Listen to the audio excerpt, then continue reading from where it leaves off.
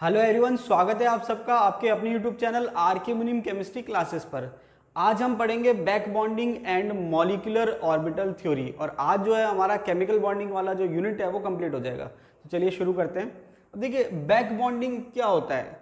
यहाँ पर ब्रैकेट में लिखा हुआ है कोऑर्डिनेट बॉन्ड। इसका मतलब ये है कि जो बैक बॉन्डिंग होती है वो कोऑर्डिनेट बॉन्ड के थ्रू होती है। अब बैक बॉन्डिंग नाम क्यों पड़ा? पार्श्वबंध कहते हैं, जहां तक मुझे ध्यान है हिंदी में क्या कहते हैं, पार्श्वबंध। बैक का मतलब होता है पीछे की साइड, तो बैक बॉन्डिंग मतलब पीछे से क्या हो रहा है, बॉन्ड बन रहा है। अब ये क्या है, कैसे, इसका मीनिंग क्या है? देखिए होता क्या है कि अगर मैं BF3 के एग्जाम्पल से समझने की कोशिश करूं या समझाने की कोशिश करूं तो देखिए BF3 में क्या है कि बोरोन जो है उसका ऑक्टेट पूरा नहीं है। क्यों? क्योंकि बोरोन जो है उसकी वैलेंसी 3 है और वैलेंस इलेक्ट्रॉन 3 है और शेयरिंग करने के बाद भी टोटल 6 इलेक्ट्रॉन हो रहे हैं। ऑक्टेट क्या है, इनकम्प्लीट है। तो ऑक्टेट इनकम्प्लीट है मतलब एक तरह से इलेक्ट्रॉन डेफिशिएंट है। दूसरी बात ये है कि फ्लोरीन की इलेक्ट्रॉन नेगेटिविटी ज्यादा है, तो जो 6 इलेक्ट्रॉन है वो भी प्रॉपर्ली शेयर्ड नहीं है, मतलब इलेक्ट्रॉन जो है बीच में नहीं है, क्योंकि फ्लोरीन की इलेक्ट्रॉन नेगेटिविटी ज्यादा है तो वो अपनी ओर इलेक्ट्रॉन खींच लेता है। तो बोरोन का वैसे ही ऑक्टेट कंप्लीट नहीं है और फ्लोरीन की इलेक्ट्रॉन नेगेटिविटी ज्यादा होने की वजह से वो इलेक्ट्रॉन अपनी ओर खींच लेता है, तो बोरोन जो है और ज्यादा इलेक्ट्रॉन डेफिशिएंट हो जाता है। तो जैसे यहाँ पर अगर हम बात करें BF3 का हाइब्रिडाइजेशन sp2 होता है और स्ट्रक्चर होती है ट्रायगोनल प्लेनर। तो यहाँ पर फ्लोरीन की इलेक्ट्रॉन नेगेटिविटी ज्यादा है तो ये इलेक्ट्रॉन अपनी ओर खींच लेता है। अब वैसे ही ऑक्टेट पूरा नहीं, इलेक्ट्रॉन अपनी ओर खींच लिए, तो बोरोन जो होता है वो इलेक्ट्रॉन डेफिशिएंट हो जाता है। अब बोरोन क्या है, इलेक्ट्रॉन डेफिशिएंट हो जाता है, तो अब ये करे क्या? तो वहां पर होता क्या है कि बैक बॉन्डिंग से क्या करता है, इलेक्ट्रॉन जो है, देखिए बैक बॉन्डिंग का मतलब क्या है, होता है ना बैक टू सोसाइटी, मतलब वापस देना। तो फ्लोरीन ने क्या करे, इलेक्ट्रॉन नेगेटिविटी ज्यादा होने की वजह से इलेक्ट्रॉन खींचे, फ्लोरीन के पास ज्यादा हो गए, बोरोन के पास कम हो गए। अब कैसे करें? तो फ्लोरीन वापस से इलेक्ट्रॉन देता है बोरोन को। अब डायरेक्ट सिग्मा बॉन्ड से तो दे नहीं सकता क्योंकि इलेक्ट्रॉन नेगेटिविटी ज्यादा है, तो देता कैसे है, बैक बॉन्डिंग से। तो यहां पर हमने क्या देखा कि फ्लोरीन की इलेक्ट्रॉन नेगेटिविटी ज्यादा होने की वजह से बोरोन पे काफी चार्ज आ जाता है, वैसे इलेक्ट्रॉन डेफिशिएंट है और चार्ज भी आ गया। अब यहाँ पर वो उसकी इलेक्ट्रॉन डेफिशिएंसी को कम कैसे किया जाए? तो फ्लोरीन क्या करता है, कोऑर्डिनेट बॉन्ड के थ्रू। अब देखिए ये कोऑर्डिनेट बॉन्ड नहीं है, तो मैंने बताया कि इलेक्ट्रॉन खींच रहा है अपनी ओर, तो ये कोऑर्डिनेट बॉन्ड से क्या करता है, बोरोन को इलेक्ट्रॉन वापस देता है। इसको हम कहते हैं बैक बॉन्डिंग। तो बैक बॉन्डिंग का मतलब ये है कि जिसकी इलेक्ट्रॉन नेगेटिविटी ज्यादा थी उसने इलेक्ट्रॉन अपनी ओर खींचे, और जिससे खींचे उसके पास इलेक्ट्रॉन की कमी हो गई, तो उस कमी को दूर करने के लिए वो वापस से इलेक्ट्रॉन देता है, किसके थ्रू, कोऑर्डिनेट बॉन्ड के थ्रू। उसको हम बैक बॉन्डिंग कहते हैं। तो ये जो आपने कोऑर्डिनेट बॉन्ड बनाया हमने वापस से बोरोन को इलेक्ट्रॉन देने के लिए, इसी को हम बैक बॉन्ड कहते हैं और इसको हम क्या कहते हैं, बैक बॉन्डिंग। तो यहाँ पर देखिए मैंने BF3 का एग्जाम्पल लिख रखा है और ये मैंने डायग्राम बना रखा है या स्ट्रक्चर बना रखी है। तो देखिए BF3 में मैंने क्या करा, ये वाला फ्लोरीन क्या कर रहा है, बैक बॉन्ड बना रहा है बोरोन के साथ। अब यहाँ पर रेजोनेंस शो करना भी जरूरी है। क्यों? क्योंकि जैसे मैंने आपको कहा कि अगर आप मॉलिक्यूल में रेजोनेंस शो नहीं करोगे तो यहाँ पर ये फिर स्ट्रक्चर आपको दिखेगी कि ये दोनों तो सिंगल बॉन्ड है और ये डबल बॉन्ड है, उस वजह से फिर ये आपके सिमेट्रिकल स्ट्रक्चर नहीं रह पाएगी। क्यों? क्योंकि एक तो डबल बॉन्ड दिख रहा है और दो सिंगल बॉन्ड दिख रहे हैं, तो बॉन्ड लेंथ भी वेरी करेगी और बॉन्ड एंगल भी वेरी करेगा, क्योंकि डबल बॉन्ड का रिपल्शन ज्यादा होता है। तो क्योंकि ये सिमेट्रिकल स्ट्रक्चर रहे उसको हम क्या करते हैं, फिर रेजोनेटिंग स्ट्रक्चर शो करते हैं। तो एक बार डबल मैंने यहाँ शो करा, एक बार यहाँ शो करा और एक बार थर्ड में आपके ये यहाँ शो होगा, ठीक है, ये रह गया यहाँ पर, ये यहाँ शो करा। तो 3 रेजोनेटिंग स्ट्रक्चर बना दिए। तो 3 रेजोनेटिंग स्ट्रक्चर बना दिए। अब तीनों जो रेजोनेटिंग स्ट्रक्चर है तो तीनों में एक एक बार क्या आ गया, डबल बॉन्ड आ गया। और जब आप रेजोनेंस हाइब्रिड बनाएंगे तो आप क्या कर सकते हैं, पार्शियल डबल बॉन्ड शो कर सकते हैं। क्या शो कर सकते हैं, पार्शियल डबल बॉन्ड, जो कि क्या शो करेगा, रेजोनेंस हाइब्रिड को। अब देखिए उसका मैंने एक एग्जांपल यहाँ बना दिया, यहाँ पर मैंने डायरेक्ट क्या बना दिया, रेजोनेंस हाइब्रिड बना दिया है। तो यहाँ पर डायरेक्ट रेजोनेंस हाइब्रिड है, यहाँ मैंने रेजोनेटिंग स्ट्रक्चर बना दिया। तो इसका जो रेजोनेंस हाइब्रिड होगा उसमें क्या होगा, BF3 होंगे और वहां पर क्या होगा, पार्शियल डबल बॉन्ड कैरेक्टर क्या होंगे, शो होंगे। अगर देखिए बनाना चाहें तो हम आसानी से बना सकते हैं। कैसे बना सकते हैं, ये मैंने कहा बोरोन हो गया, ये आपके फ्लोरीन, ये फ्लोरीन और ये फ्लोरीन, ठीक है, पार्शियल डबल बॉन्ड शो कर सकते हैं। तो इससे क्या हो गया कि जो डबल बॉन्ड है वो किसी एक जगह पर लोकेटेड नहीं है, फिक्स नहीं है, तीनों पर बराबर है। तो अब यहाँ पर इससे होता क्या है, इससे प्रॉपर्टी चेंज हो जाती है। क्या चेंज हो जाती है, प्रॉपर्टी। देखिए बॉन्ड एंगल तो कोई चेंज नहीं हुआ। एक क्वेश्चन आता है कि निम्न में से किस फैक्टर पर बॉन्ड एंगल डिपेंड नहीं करता या स्ट्रक्चर डिपेंड नहीं करती, तो आंसर आता है पाई बॉन्ड। कैसे कि अब यहाँ पर मैंने कहा कि भाई ये 3 बॉन्ड थे सिंगल, अब डबल बॉन्ड कैरेक्टर आ गए, पार्शियल डबल बॉन्ड कैरेक्टर आ गए, उससे इसकी स्ट्रक्चर पे कोई फर्क नहीं पड़ रहा। लेकिन फर्क क्या पड़ा, अब देखिए आप कंफ्यूज मत होने जाना कि अभी मैंने कहा डबल बॉन्ड आएगा तो यहाँ पर एंगल वेरी हो जाएगा, वो एक अलग बात है, उस ओवरऑल स्ट्रक्चर पे डिफरेंस नहीं पड़ता। जैसे मान लीजिए इथेन की स्ट्रक्चर है, अगर आप सिंगल बॉन्ड लगाओ चाहे डबल बॉन्ड लगाओ स्ट्रक्चर वही रहती है। हाइब्रिडाइजेशन फैक्टर होता है वो जब क्वेश्चन आएगा तब हम देख लेंगे। अब देखिए यहाँ पर कंसेप्ट क्या काम करता है कि BF3 की अगर हम बात करें तो देखिए BF3 में दो तीन चीजें जो है मेंशन होती है। क्या मेंशन होती है कि BF3 की जो बॉन्ड लेंथ है वो एक्सपेक्टेशन से कम आती है ज्यादा आती है, या BF3 की बॉन्ड एनर्जी जो है एक्सपेक्टेशन से ज्यादा आती है कम आती है। इसका क्या रीजन है? तो हम सोचते हैं ये क्या क्वेश्चन है, तो देखिए उसका रीजन क्या है कि नॉर्मल हम जब BF3 की स्ट्रक्चर देख रहे थे तो सिंगल बॉन्ड एक्सपेक्ट कर रहे थे, लेकिन जब हमने देखा तो वहां पर क्या आ गया, डबल बॉन्ड कैरेक्टर आ गए। अब इसका अगर आप बॉन्ड ऑर्डर निकालना चाहो तो देखिए बॉन्ड ऑर्डर कैसे निकाल सकते हो, टोटल नंबर ऑफ बॉन्ड आप देख लो, कल हमने पढ़ा था लास्ट क्लास में। तो बॉन्ड ऑर्डर निकालेंगे मैंने आपको दो तरीके बताए थे, या तो आप फिक्स कर लो कि भाई ये बोरोन और ये फ्लोरीन है और इसमें टोटल बॉन्ड कितने हैं, तो 2 3 और ये 4 बॉन्ड है और स्ट्रक्चर कितनी है टोटल 3, तो 4/3 हो जाएगा। या फिर आप एक ही स्ट्रक्चर लो और उसमें सारे बॉन्ड काउंट कर लो, 1 2 3 4 और टोटल सराउंडिंग कितने 3, तो 4/3। तो यहाँ पर बॉन्ड ऑर्डर कितना आ रहा है 1.33, कितना आ रहा है 1.33। तो यहाँ पर जब क्वेश्चन पूछा जाता है कि भाई BF3 में क्या है, एक्सपेक्टेशन से क्या डिफरेंस आ रहा है, तो वहाँ पर हम कहते हैं कि जो बॉन्ड ऑर्डर है वो एक्सपेक्टेशन से ज़्यादा आ रहा है, क्योंकि एक्सपेक्टेशन कितनी थी 1 की थी, क्योंकि हम क्या मान रहे हैं सिंगल बॉन्ड। उसके अलावा बॉन्ड एनर्जी जो है वो भी ज़्यादा आएगी, क्योंकि बॉन्ड ऑर्डर ज़्यादा है तो बॉन्ड एनर्जी ज़्यादा होगी, बॉन्ड स्ट्रेंथ ज़्यादा होगी। ठीक है, अब डिफरेंस क्या होगा, बॉन्ड लेंथ क्या होगी, भाई सिंगल बॉन्ड की बॉन्ड लेंथ ज़्यादा होती है, डबल बॉन्ड की बॉन्ड लेंथ कम होती है, तो यहाँ पर बॉन्ड लेंथ जो है वो क्या हो जाएगी, कम हो जाएगी। तो ये आपके कंसेप्ट पे क्वेश्चन आ सकता है कि भाई BF3 में क्या डिफरेंस है। तो BF3 की जो एक्सपेक्टेशन जो थी हमको एनर्जी की और वेवलेंथ, एनर्जी की और बॉन्ड लेंथ की, तो एनर्जी तो एक्सपेक्टेशन से ज्यादा आ रही है, बॉन्ड ऑर्डर एक्सपेक्टेशन से ज्यादा आ रहा है, लेकिन जो बॉन्ड लेंथ है वो एक्सपेक्टेशन से क्या आ रही है, कम आ रही है। क्यों? Because of back bonding. इसके अलावा एक क्वेश्चन और बन सकता है, नेट गेट में आ रखा है कि भाई BF3 से जब हम F- की रिएक्शन कराते हैं तो क्या बनता है BF4-। अगर आपको ध्यान हो तो मैंने BF4- कोऑर्डिनेट बॉन्ड के एग्जांपल में बताया था, हालांकि ये मैंने आपको बताया था लेकिन मैंने वहां पर छोड़ दिया था, ज़्यादा डिटेल में डिस्कस नहीं करा था। कोऑर्डिनेट बॉन्ड इसमें भी प्रेजेंट है और कोऑर्डिनेट बॉन्ड इसमें भी प्रेजेंट है। इसमें तो कोऑर्डिनेट बॉन्ड बैक बॉन्डिंग के थ्रू प्रेजेंट है, यहाँ पर डायरेक्ट प्रेजेंट है। क्यों? क्योंकि बोरोन की 3 वैलेंसी थी, 3 सिंपल F से शो हो गई और एक F- क्या कर रहा है, कोऑर्डिनेट बॉन्ड बना रहा है। तो यहाँ पर इसका हाइब्रिडाइजेशन sp2 था और इसका क्या हो जाएगा sp3, तो इसकी स्ट्रक्चर टेट्राहेड्रल हो जाएगी, ओवरऑल पे माइनस आ गया। अब यहाँ पर इससे डिफरेंस क्या हुआ, अगर मैंने ये रिएक्शन कराई तो ओवरऑल डिफरेंस क्या आया, तो देखिए डिफरेंस क्या आया, एक तो हाइब्रिडेशन sp2 से क्या हो गया, sp3 हो गया। इसके अलावा यहाँ पर बॉन्ड ऑर्डर कितना था 1.33, यहाँ बॉन्ड ऑर्डर कितना है 1, तो बॉन्ड ऑर्डर कम हो रहा है, तो हमने क्या लिखा, बॉन्ड लेंथ तो बढ़ रही है लेकिन बॉन्ड ऑर्डर बॉन्ड एनर्जी क्या हो रही है, कम हो रही है। तो बॉन्ड ऑर्डर कितना था 1.33 था, यहाँ 1 रह गया, तो बॉन्ड ऑर्डर बॉन्ड एनर्जी कम हो गई लेकिन बॉन्ड लेंथ बढ़ गई। इसके अलावा सिमेट्री जो है वो भी बढ़ जाती है, sp2 के कंपैरिजन में sp3 की सिमेट्री क्या होती है, ज्यादा होती है। तो यहाँ पर ये बहुत अच्छा कंसेप्ट है, क्वेश्चन आरपीएससी में आ सकता है। देखिए ये मैं आपको इसलिए बता रहा हूँ क्योंकि आजकल जो है नया जो टैलेंट है वो पेपर बनाने में वहाँ इन्वॉल्व हो रहा है, तो वहाँ पर आप देखेंगे कि कई क्वेश्चन लेवल क्रॉस कर रहे हैं।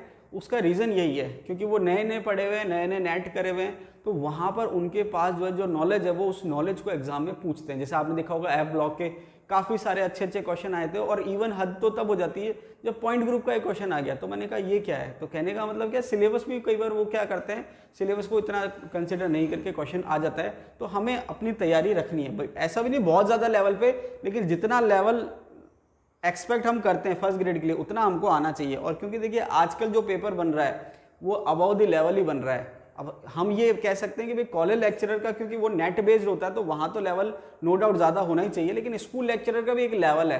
तो ऐसा नहीं है क्योंकि आपके सिलेबस में दे रखा है 10th लेवल ट्वेल्थ लेवल और ग्रेजुएशन लेवल, तो उस लेवल को मेंटेन करते हुए ही क्वेश्चन आने चाहिए। पीजी लेवल दे रखा है लेकिन वो लिमिटेड टॉपिक के लिए दे रखा है, तो जब क्वेश्चन पूछे जाएंगे तो उस लेवल का ध्यान रखा जाना चाहिए। ऐसा नहीं है कि भाई जो पेपर बनाने वाला है वो अपने हिसाब से वो लेवल दे दे, कोई बात नहीं, जो भी होगा हम पूरी तैयारी करेंगे हर तरीके के पेपर के लिए।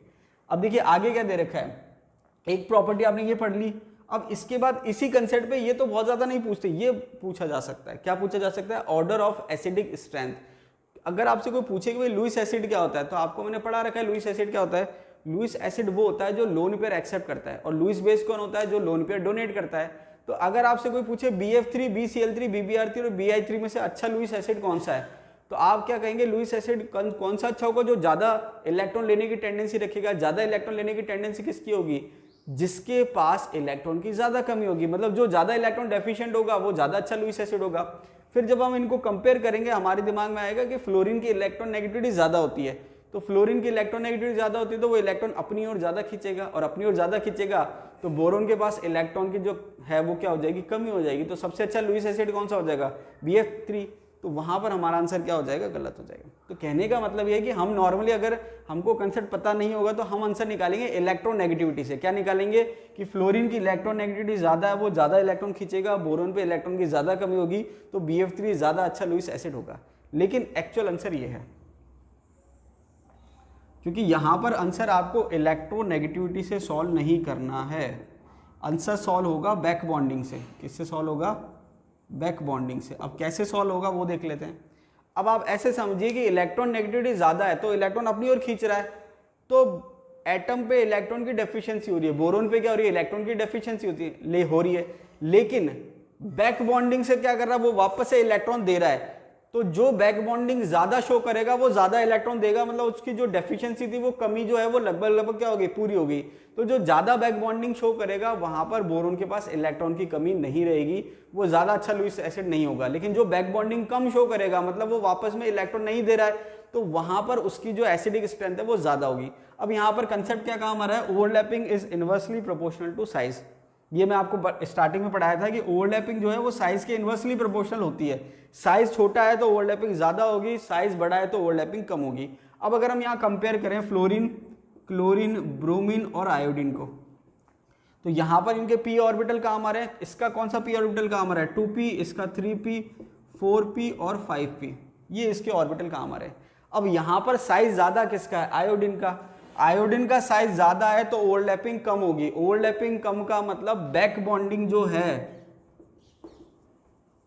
वो है क्या है? कम होगी। मतलब आयोडीन का साइज बड़ा है तो ओवरलैपिंग कम होगी, मतलब बैक बॉन्डिंग कम होगी।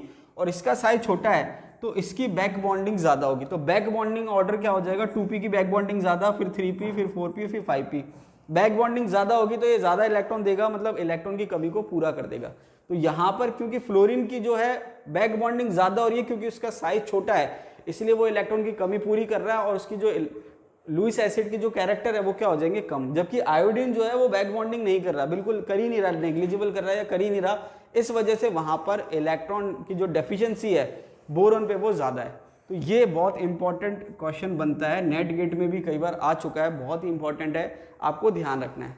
तो यहाँ पर क्वेश्चन ये आएगा कि या तो वो ऑर्डर पूछेगा कि लुईस एसिडिक स्ट्रेंथ का जो ऑर्डर है वो क्या है, या फिर वो पूछेगा कि सबसे स्ट्रॉन्ग लुईस एसिड कौन सा है, सबसे वीक कौन सा है। तो आपको ऑर्डर ध्यान रहेगा तो आप स्ट्रॉन्ग और वीक भी बता सकते हो। तो यहाँ पर आपके बैक बॉन्डिंग पे ये क्वेश्चन बनता है। इसके अलावा जो क्वेश्चन बन सकता है बॉन्ड एंगल ऑफ OCl2। अब देखिए बहुत ज्यादा नहीं पूछा गया, लेकिन एक आध बार क्वेश्चन पूछा गया है bond angle of OCl2। OCl2 का बॉन्ड एंगल जो है एक्सपेक्टेशन से ज्यादा होता है, ऐसा क्यों? तो देखिए यहाँ पर रीजन क्या है कि OCl2 की जब हम स्ट्रक्चर बना रहे हैं तो अब देखिए कई बार क्या होता है, कंफ्यूजन हो जाता है, तो हम क्या करते हैं बैक कोऑर्डिनेट बॉन्ड Cl से ऑक्सीजन पे बना देते हैं। ऑक्सीजन कोऑर्डिनेट बॉन्ड नहीं लेगा, क्यों? क्योंकि इसका ऑक्टेट पूरा है। दूसरी बात उसके पास 3D तो है नहीं, तो यहाँ पर कोऑर्डिनेट बॉन्ड का जो एरो है वो क्लोरीन की साइड आएगा, मतलब ऑक्सीजन जो है इलेक्ट्रॉन दे रहा है किसको? क्लोरीन को। समझ में आ रही बात? तो यहाँ पर एक बार यहाँ शो कर दिया और एक बार यहाँ शो कर दिया। रेजोनेटिंग स्ट्रक्चर बनाना जरूरी है, वरना वही वाली बात है, एक बार डबल बॉन्ड हो जाएगा, एक साइड सिंगल बॉन्ड हो जाएगा। अब हो क्या रहा है? हो ये रहा है कि अगर बैक बॉन्डिंग नहीं होती तो दोनों साइड सिंगल बॉन्ड रहते, लेकिन बैक बॉन्डिंग है तो डबल बॉन्ड कैरेक्टर आ गए, और डबल बॉन्ड कैरेक्टर आने की वजह से एक तो बॉन्ड लेंथ में डिफरेंस आएगा। बॉन्ड लेंथ जो होगी वो क्या हो जाएगी? कम हो जाएगी। डबल बॉन्ड आने से क्या होगा? बॉन्ड लेंथ कम हो जाएगी। बॉन्ड लेंथ कम हो जाएगी तो बॉन्ड एनर्जी ज्यादा हो जाएगी। लेकिन यहाँ पर इस पे बॉन्ड लेंथ या बॉन्ड एनर्जी का क्वेश्चन नहीं बन रहा है। क्वेश्चन क्या बन रहा है कि सिंगल बॉन्ड के कंपैरिजन में डबल बॉन्ड का रिपल्शन ज्यादा होता है। समझ आ रही बात? सिंगल बॉन्ड की कंपैरिजन में डबल बॉन्ड का रिपल्शन ज्यादा होता है। तो रिपल्शन ज्यादा होता है, मतलब अगर यहाँ सिंगल बॉन्ड होते तो रिपल्शन कम होता, और क्योंकि इसमें डबल बॉन्ड कैरेक्टर आ गए हैं इसलिए रिपल्शन क्या हो गया? ज्यादा हो गया।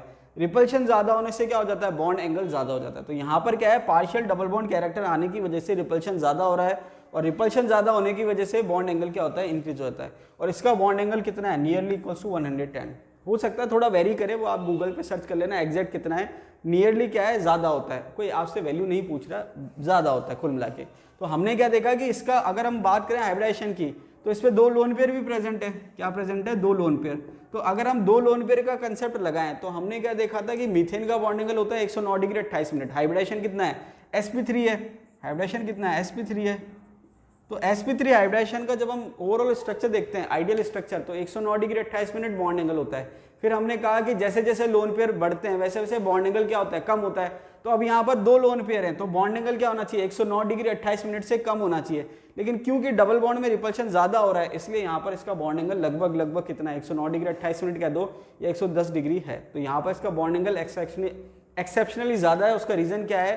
Back bonding. बैक बॉन्डिंग की वजह से पार्शियल डबल बॉन्ड कैरेक्टर आ रहे हैं, इसलिए रिपल्शन ज्यादा हो रहा है। ठीक है। इसके अलावा जो सबसे ज्यादा क्वेश्चन पूछा जाता है वो ये वाला, ये मैंने आपको पहले भी डिस्कस करा था, वापस से देख लेते हैं।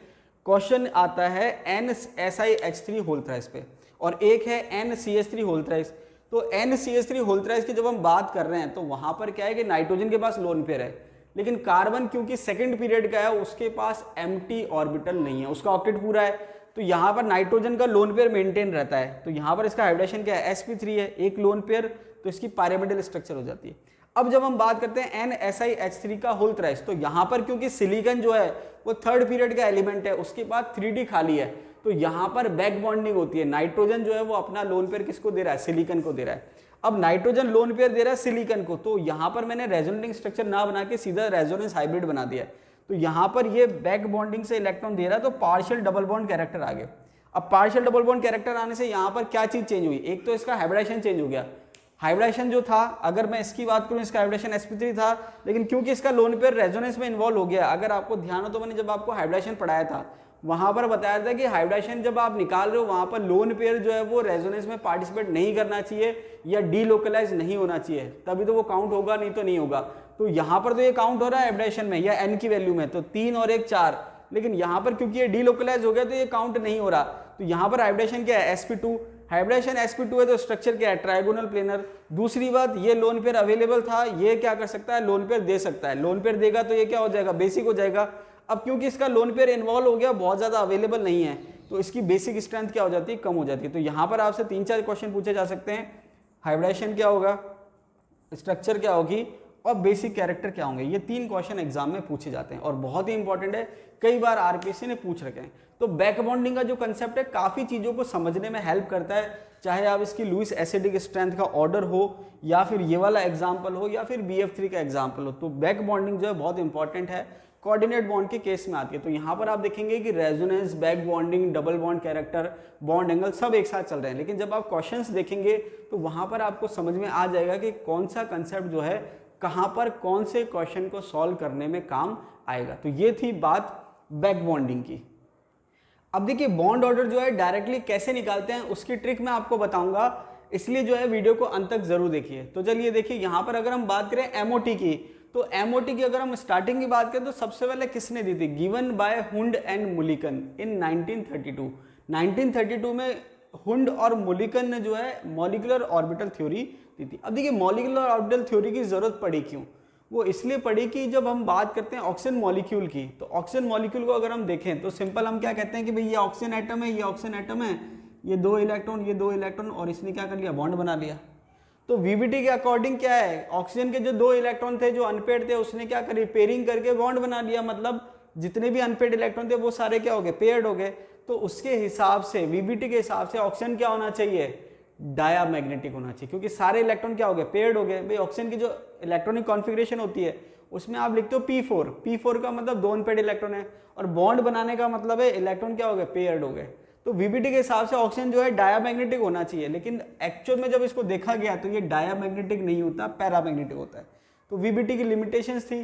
तो जब वीबीटी की थ्योरी में लिमिटेशंस आई, कमियां आई, वो कुछ चीज़ों का एक्सप्लेन नहीं कर पाई, तब जरूरत पड़ी एमओटी की। तो एमओटी जो है ये जो था इसको ये क्लियर कर देती है, समझा देती है कि ऐसा क्यों है। अब देखिए वीबीटी एमओटी में डिफरेंस क्या है कि वीबीटी में भी ओवरलैपिंग का कंसेप्ट है, एमओटी में भी ओवरलैपिंग का कंसेप्ट है, लेकिन वीबीटी में जो एटॉमिक ऑर्बिटल्स हैं उनकी आइडेंटिटी लॉस नहीं होती है, जबकि एमओटी में क्या होता है कि जो एटॉमिक ऑर्बिटल्स है ओवरलैपिंग करते हैं और उनकी आइडेंटिटी लॉस्ट हो जाती है और जो मॉलिक्यूलर ऑर्बिटल है वो बन जाते हैं। तो तो यहाँ पर MOT में और VBT में ये डिफरेंस है, VBT में भी ओवरलैपिंग का कंसेप्ट है, MOT में भी ओवरलैपिंग का कंसेप्ट है। बस डिफरेंस ये है कि VBT में एटॉमिक जो ऑर्बिटल्स है उनकी आइडेंटिटी मेंटेन रहती है, जबकि MOT में एटॉमिक ऑर्बिटल्स की आइडेंटिटी कंप्लीटली लॉस्ट हो जाती है और मॉलिक्यूलर ऑर्बिटल फॉर्म होते हैं।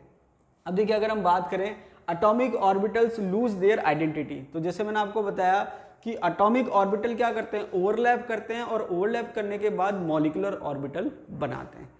दूसरी बात यहाँ पर भी मैंने लिख रखा है, number of atomic orbitals equals to number of molecular orbital, ये मैंने पॉइंट यहाँ लिख रखा है। इसका मतलब ये है कि जितने एटॉमिक ऑर्बिटल जो हैं ओवरलैपिंग करेंगे या इंटरेक्शन करेंगे उतने ही नए मॉलिक्यूलर ऑर्बिटल बनेंगे। मतलब मॉलिक्यूलर ऑर्बिटल जो फॉर्म हो रहे हैं उनकी जो संख्या है, जो नंबर है, वो किसके बराबर है, एटॉमिक ऑर्बिटल्स के बराबर है। तो जितने एटॉमिक ऑर्बिटल पार्टिसिपेट करेंगे उतने ही नए मॉलिक्यूलर ऑर्बिटल फॉर्म होंगे। ठीक है, अब देखिए हाइब्रिडाइजेशन में और इसमें डिफरेंस है। हाइब्रिडाइजेशन में जो एटॉमिक ऑर्बिटल इंटरमिक्स होकर नए ऑर्बिटल बनाते हैं वो एक ही एटम के ऑर्बिटल इंटरमिक्स हो रहे हैं, जबकि MOT में जब हम बात कर रहे हैं तो हम डिफरेंट एटम के एटॉमिक ऑर्बिटल को इंटरमिक्स करने की या ओवरलैप करने की बात कर रहे हैं। समझ में आ रही बात? हाइब्रिडाइजेशन में एक ही एटम के ऑर्बिटल इंटरमिक्स होते हैं और नए ऑर्बिटल बनाते हैं, जबकि MOT में अलग अलग डिफरेंट एटम के ऑर्बिटल्स मिक्स होकर नए ऑर्बिटल बनाते हैं, जिसको हम मॉलिक्यूलर ऑर्बिटल कहते हैं। अब देखिए यहाँ पर बात आती है एनर्जी की, तो होता क्या है कि एटॉमिक ऑर्बिटल जो है वो इंटरमिक्स होकर नए ऑर्बिटल बनाते हैं, जिसको हम मॉलिक्यूलर ऑर्बिटल कहते हैं। और वहां पर क्या होता है, एनर्जी का रीडिस्ट्रीब्यूशन होता है। क्या होता है, एनर्जी का रीडिस्ट्रीब्यूशन, मतलब पुनः वितरण होता है। अब कैसे होता है, अगर मान लीजिए अभी मैं डायग्राम बनाऊंगा, इससे क्लियर हो जाएगा। एटॉमिक ऑर्बिटल की एनर्जी मान लीजिए इसका लेवल ये है, ये मैंने कहा एटॉमिक ऑर्बिटल की एनर्जी का लेवल ये है। तो अब मॉलिक्यूलर ऑर्बिटल जो फॉर्म होगा उसकी एनर्जी एटॉमिक ऑर्बिटल के कंपैरिजन में कम है, सेम है या ज्यादा है, उस पर हम उसका नाम डिसाइड करते हैं या नेचर डिसाइड करते हैं। तो ये मान लीजिए एटॉमिक ऑर्बिटल है, क्या है, एटॉमिक ऑर्बिटल है, और ये भी एटॉमिक ऑर्बिटल है। अगर मॉलिक्यूलर ऑर्बिटल की एनर्जी इससे कम आ रही है मान लीजिए, तो अगर एनर्जी कम आती है मॉलिक्यूलर ऑर्बिटल की किससे, एटॉमिक ऑर्बिटल से, तो वहां पर हम उसको क्या कहते हैं, बॉन्डिंग मॉलिक्यूलर ऑर्बिटल। क्या कहते हैं, बॉन्डिंग मॉलिक्यूलर ऑर्बिटल। अगर एनर्जी जो है इक्वल आ रही है, मतलब एटॉमिक ऑर्बिटल से एनर्जी क्या आ रही है, इक्वल आ रही है, तो उसको हम कहते हैं नॉन बॉन्डिंग मॉलिक्यूलर ऑर्बिटल। तो देखिए जिसकी एनर्जी कम है उसको हम कह रहे हैं बॉन्डिंग, जिसकी एनर्जी सेम है किससे, एटॉमिक ऑर्बिटल से, उसको हम कहते हैं नॉन बॉन्डिंग। नॉन बॉन्डिंग में आते हैं आपके लोन पेयर, जो लोन पेयर होते हैं वो बॉन्डिंग में पार्टिसिपेट नहीं कर रहे तो वो नॉन बॉन्डिंग में आते हैं। समझ आ रही बात? तो बॉन्डिंग और अगर सेम है तो नॉन बॉन्डिंग से, नॉन बॉन्डिंग में कौन आते हैं, जो लोन पेयर होते हैं, और जिसकी एनर्जी ज्यादा है एटॉमिक ऑर्बिटल से उसको हम कहते हैं एंटी बॉन्डिंग। तो यहाँ पर एनर्जी की बेस पे ये तीन है। नॉन बॉन्डिंग वाले नॉर्मली हम पढ़ते नहीं है, जब हम होमोडायटोमिक की MOT पढ़ते हैं तो वहाँ पर बॉन्डिंग और एंटी बॉन्डिंग ही आते हैं। तो एनर्जी का जो ओवरऑल ऑर्डर है, बॉन्डिंग की कम, फिर नॉन बॉन्डिंग और फिर एंटी बॉन्डिंग। बॉन्डिंग की एनर्जी जो है एटॉमिक ऑर्बिटल से कम होती है, नॉन बॉन्डिंग की सेम होती है जिसको हम लोन पेयर भी कह रहे हैं, और एंटी बॉन्डिंग की एनर्जी जो होती है वो क्या होती है, ज्यादा होती है। अब यहाँ पर होता क्या है कि जब हम 11th 12th में पढ़ते हैं MOT, तो MOT बहुत ज़्यादा टिपिकल तो है नहीं, हमको सबको समझ में आ जाती है, लेकिन वहाँ दिक्कत क्या आती है, दिक्कत ये आती है कि जब छोटे छोटे कंसेप्ट पे क्वेश्चन आता है वहाँ पर फिर हम क्या आते हैं, कंफ्यूज हो जाते हैं या मिक्स हो जाते हैं। अब छोटे कंसेप्ट से मेरा मतलब क्या है कि नॉर्मली क्या है, जब हम MOT पढ़ते हैं तो हम सीधे क्या करते हैं, MO डायग्राम पढ़ लेते हैं। MO डायग्राम पढ़े, याद कर लिए, और क्वेश्चन जो है सिंपल बॉन्ड ऑर्डर वाले वो हम कर भी लेते हैं, बॉन्ड लेंथ वाले कर लेते हैं, इलेक्ट्रॉनिक कॉन्फिगरेशन वाले कर लेते हैं। लेकिन उसके अलावा अगर कोई क्वेश्चन आएगा तो वहाँ पर फिर हम क्या कर सकते हैं, गड़बड़ कर सकते हैं या गलती कर सकते हैं। अब देखिए क्या दिक्कत आती है कि अगर हम बात करें कि मॉलिक्यूलर ऑर्बिटल बन कैसे रहे, तो ओवरलैपिंग से बन रहे हैं। तो अगर हम देखें तो S और S ऑर्बिटल जो हैं वो ओवरलैपिंग कर रहे हैं और क्या बना रहे हैं, सिग्मा ऑर्बिटल। क्या बना रहे हैं, सिग्मा। तो यहाँ पर हम क्या है, जो नोटेशन दे रहे हैं वो उसकी ओरिएंटेशन के हिसाब से, ओवरलैपिंग के हिसाब से नोटेशन देते हैं। अलग अलग डायग्राम में नोटेशन क्या हो जाती है, चेंज। जैसे अगर आप कोऑर्डिनेशन केमिस्ट्री पढ़ोगे वहाँ पर नोटेशन जो है ज्योमेट्री के हिसाब से आता है, जैसे A और E और B आता है, तो वहाँ पर हम कंफ्यूज आते हैं कि वो है क्या, वो बुलिकन सिंबल होते हैं। बहुत ज़्यादा डिटेल में नहीं जाएंगे। यहाँ पर अगर हम बात करें तो मैं जो समझाना चाह रहा हूँ वो ये है कि आपके मॉलिक्यूलर ऑर्बिटल बन कैसे रहे हैं, कौन कौन से एटॉमिक ऑर्बिटल इंटरमिक्स हो रहे हैं और मॉलिक्यूलर ऑर्बिटल बना रहे हैं। तो यहाँ पर अगर हम बात करें फर्स्ट केस की, तो S ऑर्बिटल और S ऑर्बिटल, ये एक एटम का S ऑर्बिटल है और ये दूसरे एटम का S ऑर्बिटल है। ये बेसिक डिफरेंस है, ध्यान रखना, दो अलग अलग एटम के ऑर्बिटल इंटरमिक्स हो रहे हैं। तो S और S इंटरमिक्स जब हो रहा है तो इस टाइप से ऑर्बिटल की स्ट्रक्चर आ रही है, जिसको हमने क्या नाम दिया, सिग्मा S। क्या नाम दिया, सिग्मा S। अब जब आप इसकी स्ट्रक्चर देखोगे इसकी, तो यहाँ पर आप एक चीज देखोगे कि भाई इसका जो एनवायरनमेंट है, अगर मैं इसको सेंटर मानूं तो इस साइड भी प्लस का आ रहा है और इस साइड भी क्या आ रहा है, प्लस का आ रहा है। तो जब दोनों साइड एनवायरनमेंट सेम है, मतलब जो एनवायरनमेंट इस साइड है वही एनवायरनमेंट इस साइड है, जो एनवायरनमेंट इस साइड है वही एनवायरनमेंट इस साइड है, मतलब उसमें क्या प्रेजेंट है, सेंटर ऑफ सिमेट्री। तो अगर सेंटर ऑफ सिमेट्री प्रेजेंट है तो उसके लिए हम क्या टर्म काम लेते हैं, जी। जी का मतलब जीरेड। समझ में आ रही बात। तो ये छोटे छोटे कंसेप्ट हैं, बड़े एग्जाम में ये चीज़ें पूछी जाती है। नेट गेट में जब क्वेश्चन आता है तो वहाँ पर ये पूछ लेते हैं, वो इसकी नोटेशन ही चेंज कर देते हैं। तो यहाँ पर क्योंकि स्कूल लेक्चर में बहुत ज़्यादा नहीं पूछा गया, लेकिन बेसिक कंसेप्ट में पूछा जा सकता है, तो आपको क्लियर होना चाहिए। तो जो सिग्मा बॉन्डिंग है एस वाला, वो जीरेड है। इसके बाद मैंने क्या कहा, ये तो था बॉन्डिंग इंटरेक्शन, ये है anti bonding interaction. Anti bonding interaction का मतलब ये तो प्लस था और ये माइनस था, तो ये प्लस बीच में माइनस, मतलब हम क्या कर रहे हैं, उसको ऐड करने की जगह सब्ट्रैक्ट कर रहे हैं। तो एक साइड तो आ गया प्लस और एक साइड आ गया माइनस, ठीक है। अब आप देखेंगे कि अगर मैं इसको सेंटर मानूं तो एक साइड एनवायरनमेंट क्या है, प्लस, और दूसरी साइड एनवायरनमेंट क्या है, माइनस। तो यहाँ पर सेंटर ऑफ सिमेट्री प्रेजेंट नहीं है, तो यहाँ पर हम क्या काम में ले रहे हैं, यू। यू का मतलब अनजीरेड, ये आपको ध्यान रखना है। अब देखिए यहाँ पर मैंने लिखा था सिग्मा एस, मतलब सिग्मा बॉन्डिंग को बता रहा है, और सिग्मा स्टार एस, तो यहाँ पर ये एंटी बॉन्डिंग को बता रहा है। तो अगर मैं सिंपल सिग्मा एस लिख रहा हूँ मतलब वो बॉन्डिंग है, और सिग्मा स्टार एस लिख रहा हूँ मतलब वो एंटी बॉन्डिंग है। इसका मतलब क्या है, इसकी एनर्जी कम है और इसकी एनर्जी ज़्यादा है। यहाँ पर बॉन्डिंग इंटरेक्शन है, यहाँ पर एंटी बॉन्डिंग इंटरेक्शन है। इसके बाद नेक्स्ट की अगर हम बात करें, ये पी ऑर्बिटल है और ये भी पी ऑर्बिटल है। बाय डिफॉल्ट जो है सिग्मा बॉन्ड जेड एक्सिस पे बनता है, ठीक है। चेंज भी हो सकता है कंडीशन के अकॉर्डिंग, लेकिन बाय डिफॉल्ट हम यही मानते हैं। तो हमने क्या कहा कि ये पी जेड ऑर्बिटल है और ये भी पी जेड ऑर्बिटल है, और सिग्मा बॉन्ड जो बनता है को एक्सियल ओवरलैपिंग से बनता है और हेड ऑन ओवरलैपिंग से बनता है, ये मैंने आपको बताया था। और पाई बॉन्ड क्या बनता है, साइडवेज ओवरलैपिंग से बनता है। तो ये बात हो रही है सिग्मा की और ये बात हो रही है पाई की। तो यहाँ पर जब हम देख रहे हैं कि ये पीजेड और ये पीजेड और सेम साइड है, मतलब प्लस हो रहा है, मतलब बॉन्डिंग इंटरेक्शन हो रहा है। तो जब बॉन्डिंग इंटरेक्शन हो रहा है तो जो मॉलिक्यूलर ऑर्बिटल बन रहा है वो ये रहा, जिसको हमने क्या कहा, सिग्मा पीजेड। अब यहाँ पर आप देखोगे अगर मैं इसको सेंटर मानूं तो यहाँ प्लस है तो यहाँ प्लस है, यहाँ माइनस है तो यहाँ माइनस है, मतलब इसमें सेंटर ऑफ सिमेट्री प्रेजेंट है। तो ये क्या हो जाएगा, जीरेड हो जाएगा।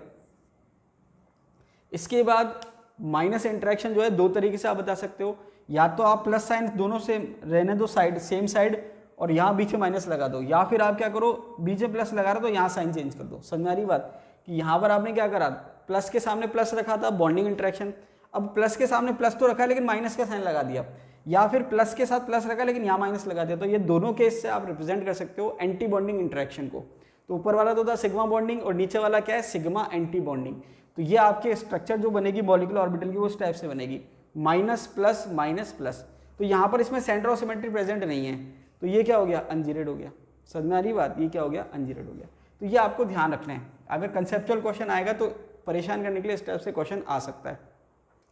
अब ये तो थी सिग्मा बॉन्डिंग की बात। अब हम बात करते हैं साइडवेज ओवरलैपिंग की। मैंने आपको बताया था सिग्मा बॉन्डिंग जो है उसमें ओवरलैपिंग ज़्यादा होती है, बॉन्ड स्ट्रॉन्ग होता है, जबकि पाई बॉन्ड में ओवरलैपिंग कम होती है, बॉन्ड वीक होता है। इसके अलावा एक डिफरेंस और भी मैं आपको बताऊंगा। तो इसको हम कहते हैं कोलेटरल ओवरलैपिंग या साइडवेज ओवरलैपिंग या पार्श्व अतिव्यापन, ठीक है। तो यहाँ पर क्या हो रहा है कि ये प्लस के साथ प्लस ओवरलैप कर रहा है, माइनस के साथ माइनस ओवरलैप कर रहा है, तो ओवरलैपिंग कम होती है। तो ये इसमें इंटरमिक्स हो रहा है और ये इसमें इंटरमिक्स हो रहा है। तो आप देखेंगे प्लस का साइन ऊपर और माइनस का साइन नीचे। अब सेंटर के ऊपर अलग साइन है, नीचे अलग साइन है, तो जो साइन डिफरेंस है मतलब सेंटर ऑफ सिमेट्री प्रेजेंट नहीं है, तो ये क्या हो गया, अनजीरेड हो गया। अब ये जो डॉटेड लाइन है इसको आप ऐसे समझ लो कि ये इंटर न्यूक्लियर एक्सिस है। क्या है, इंटर न्यूक्लियर एक्सिस। जैसे मान लीजिए कि ये सेंटर है इसका और ये इसका सेंटर है, या ऐसे कह लीजिए, मान लीजिए कि ये इसका सेंटर है, एटम का सेंटर और ये एटम का सेंटर है। तो दोनों के एटम के सेंटर में जो मैंने लाइन ड्रॉ करी है, तो अब डिफरेंस क्या आ रहा है कि जब सिग्मा बॉन्ड बनता है तो वहाँ तो जो इलेक्ट्रॉन डेंसिटी होती है वो इंटर न्यूक्लियर एक्सिस पर होती है। भाई मैंने क्या कहा कि ये एक एटम का सेंटर और ये एक एटम का सेंटर। तो जब सिग्मा बॉन्ड बनता है पी ऑर्बिटल से या एस से ही बनता हो, तो वहाँ पर आपके जब सिग्मा बॉन्ड बन रहा है तो जो दो एटम का सेंटर है, इंटर न्यूक्लियर एक्सिस जो है, दो एटम के सेंटर को मिलाने वाली जो लाइन है, इलेक्ट्रॉन डेंसिटी वहाँ पर ज़्यादा होती है क्योंकि ओवरलैपिंग हो रही है। सिग्मा बॉन्ड में इंटर न्यूक्लियर एक्सिस पर इलेक्ट्रॉन डेंसिटी ज़्यादा होती है। लेकिन जब हम पाई बॉन्ड की बात करते हैं तो पाई बॉन्ड में जो इलेक्ट्रॉन डेंसिटी है वो इंटर न्यूक्लियर एक्सिस पर ना होकर कहाँ पर होती है, ऊपर और नीचे। समझ में आई बात। तो यहाँ पर आप इसको ऐसे समझ सकते हो कि जैसे मान लीजिए कि ये आपके इसका सेंटर है और ये इसका सेंटर है, तो ओवरलैपिंग जब ऐसे हो रही है तो इलेक्ट्रॉन कहाँ पर है, दोनों के सेंटर के बीच में इलेक्ट्रॉन है। लेकिन जब ऐसे ओवरलैपिंग होती है तो अब सेंटर जो था उसके बीच में इलेक्ट्रॉन ना रह के सेंटर के ऊपर और सेंटर के नीचे इलेक्ट्रॉन रहते हैं। तो ये आपको ध्यान रखना है, ये भी एक छोटा सा कंसेप्ट है, कई बार एग्जाम में पूछा जाता है। अब इसके बाद अगर हम देखें तो ये आपकी पाई बॉन्डिंग हो गई, यहाँ पर सेंटर ऑफ सिमेट्री प्रेजेंट नहीं है तो ये हो गया अनजीरेड। अब हम बात करते हैं एंटी बॉन्डिंग की। अब हम क्या बात करते हैं, एंटी बॉन्डिंग की। एंटी बॉन्डिंग की अगर हम बात करें तो इसको भी दो तरीके से शो कर सकते हैं, या तो दोनों प्लस लगा के बीच में माइनस लगा दो, या बीच में प्लस लगा के एक माइनस लगा दो, दोनों में से कैसे भी आप शो कर सकते हो। तो जब इसका इंटरेक्शन हो रहा है तो ये बन रहा है पाई एंटी बॉन्डिंग मॉलिक्यूलर ऑर्बिटल। पाई एंटी बॉन्डिंग मॉलिक्यूलर ऑर्बिटल को अगर आप देखोगे तो आपको थोड़ा थोड़ा ये डी ऑर्बिटल जैसा लगेगा, ठीक है, देखने में थोड़ा बहुत डी ऑर्बिटल जैसा लगेगा। तो हमने क्या देखा कि प्लस के सामने हम प्लस और माइनस के सामने माइनस, तो ये क्या हो गया, जीरेड हो गया। तो यहाँ पर पाई एंटी बॉन्डिंग जो है वो जीरेड है। तो अब हमने ओवरऑल क्या देखा कि जो सिग्मा बॉन्डिंग है वो जीरेड है और सिग्मा एंटी बॉन्डिंग अनजीरेड है, लेकिन पाई के साथ उल्टा है, पाई बॉन्डिंग अनजीरेड है और पाई एंटी बॉन्डिंग जीरेड है। केवल आपको इतना ध्यान रखना है। तो देखिए हमने क्या देखा कि जो सिग्मा बॉन्डिंग है, चाहे वो एस वाले हो या वो पी वाले हो, सिग्मा जो बॉन्डिंग है वो जीरेड है, ये भी जीरेड है और ये भी जीरेड है। सिग्मा एंटी बॉन्डिंग जो है ये वाला और ये वाला, वो क्या है, अनजीरेड है, ये अनजीरेड हो गया और ये अनजीरेड हो गया। और पाई जो है वो सिग्मा से उल्टा चल रहा है, तो पाई जो बॉन्डिंग है ये वाला वो क्या हो गया, अनजीरेड हो गया, और पाई एंटी बॉन्डिंग जो है वो क्या हो गया, जीरेड हो गया। तो ये आपको ध्यान रखना है कि कौन सा जीरेड है कौन सा जीरेड नहीं है। बहुत बेसिक कंसेप्ट है, हालांकि आरपीएससी प्रीफर नहीं करती पूछना, लेकिन पूछा जा सकता है, तो आपके कंसेप्ट क्लियर होने चाहिए। तो हमने क्या देखा कि मॉलिक्यूलर ऑर्बिटल बन कैसे रहे। तो देखिए मॉलिक्यूलर ऑर्बिटल बनने के लिए दो तीन चीजें इंपॉर्टेंट है, जो कि यहाँ पर मैंने लिख रखी है, बता देता हूँ आपको, ये फॉर्मूला हम बाद में डिस्कस करेंगे। अब देखिए यहाँ पर क्या कर रहा है, एटॉमिक ऑर्बिटल्स कंबाइन जो है वो कब कंबाइन हो गया, मतलब एटॉमिक ऑर्बिटल कब इंटरेक्शन करेंगे, कब ओवरलैपिंग करेंगे, कब इंटरमिक्स होके मॉलिक्यूलर ऑर्बिटल बनाएंगे। उसके लिए कंडीशन दे रखी है। क्या कंडीशन दे रखी है, प्रॉपर ओरिएंटेशन, बहुत ही ज्यादा इंपॉर्टेंट कंडीशन है। ओरिएंटेशन प्रॉपर होना चाहिए तभी इंटरेक्शन होता है। उसके बाद है कंपेरेबल एनर्जी, एनर्जी जो है कंपेरेबल होनी चाहिए, मतलब बहुत ज़्यादा अंतर नहीं होना चाहिए। ऐसा नहीं कि बिल्कुल सेम होनी चाहिए, लेकिन बहुत ज़्यादा डिफरेंस नहीं होना चाहिए। तो पहला जो पॉइंट है प्रॉपर ओरिएंटेशन, बहुत इंपॉर्टेंट है। कहने का मतलब ये है कि भाई दो ऑर्बिटल इंटरमिक्स कब होंगे, ओवरलैप कब करेंगे, जब उनकी ओरिएंटेशन प्रॉपर होगी तभी तो इंटरमिक्स करेंगे। एक ऑर्बिटल यहाँ जा रहा है, एक ऑर्बिटल यहाँ जा रहा है, वो इंटरमिक्स थोड़ा ना कर पाएगा। तो प्रॉपर ओरिएंटेशन बहुत जरूरी है। इसके अलावा कंपेरेबल एनर्जी होनी चाहिए। फिर मैंने आपको ये बता दिया कि जितने एटॉमिक ऑर्बिटल इंटरमिक्स होंगे उतने ही मॉलिक्यूलर ऑर्बिटल फॉर्म होंगे। इसके बाद ये जो दे रखा है फिलिंग ऑफ मॉलिक्यूलर ऑर्बिटल, तो जब आप मॉलिक्यूलर ऑर्बिटल बना लोगे, भाई हमने क्या कहा, एक एटम और एक एटम, दो एटम मिलके क्या कर रहे हैं, मॉलिक्यूल बना रहे हैं। तो मॉलिक्यूलर ऑर्बिटल जो बनेंगे उसमें जब आप इलेक्ट्रॉन भरोगे तो बिल्कुल वही आपको रूल फॉलो करने जो आपने एटॉमिक स्ट्रक्चर में, या हम कहें कि एटम की इलेक्ट्रॉनिक कॉन्फ़िगरेशन के टाइम पे फॉलो किए थे। भाई एटम में जब हम इलेक्ट्रॉन फिल करते हैं तो वहाँ पर हम जिन जिन नियम का ध्यान रखते हैं, चाहे वो ऑब्बो प्रिंसिपल हो, हुंड्स रूल हो, पॉली एक्सक्लूजन हो, या N+L रूल हो, जितने भी रूल हो, वहाँ पर जो भी रूल हम वहाँ फॉलो करते हैं, यहाँ भी हमको क्या करने हैं, फॉलो करने हैं। अब इसके अलावा एक फॉर्मूला दे रखा है, bond order equals to half Na minus NB।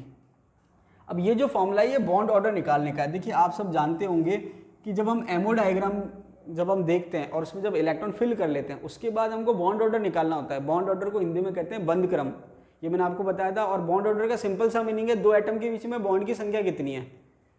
Bond order equals to number of bonds between two atoms. तो यहाँ पर बॉन्ड ऑर्डर जो है अलग अलग केस में अलग अलग तरीके से निकाल सकते हैं। सिंपल डायटोमिक में आप ऐसे निकाल सकते हो। इसके अलावा अगर रेजोनेटिंग स्ट्रक्चर है, इक्विवेलेंट रेजोनेटिंग स्ट्रक्चर, तो मैंने आपको लास्ट वीडियो में बताया था कि इक्विवेलेंट रेजोनेटिंग स्ट्रक्चर में बॉन्ड ऑर्डर कैसे निकाला जाता है। समझ में आ रही बात। तो अभी जैसे मैंने आपको BF3 में भी बताया था कि अगर बैक बॉन्डिंग है, पार्शियल डबल बॉन्ड कैरेक्टर आ रहे हैं, तो वहाँ पर भी आप बॉन्ड ऑर्डर कैसे निकालोगे।